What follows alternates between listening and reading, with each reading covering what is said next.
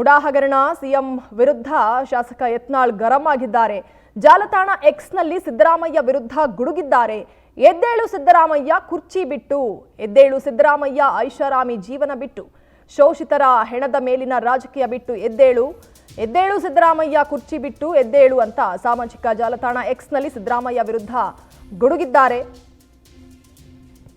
ಶಾಸಕ ಯತ್ನಾಳ್ ಗರಂ ಆಗಿರೋದು ಜಾಲತಾಣ ಎಕ್ಸ್ನಲ್ಲಿ ಸಿದ್ದರಾಮಯ್ಯ ವಿರುದ್ಧ ಪೋಸ್ಟ್ ಅನ್ನು ಹಾಕಿದ್ದಾರೆ. ಒಂದಷ್ಟು ವಿಚಾರಗಳನ್ನ ಇಲ್ಲಿ ಪ್ರಸ್ತಾಪ ಮಾಡಿದ್ದಾರೆ.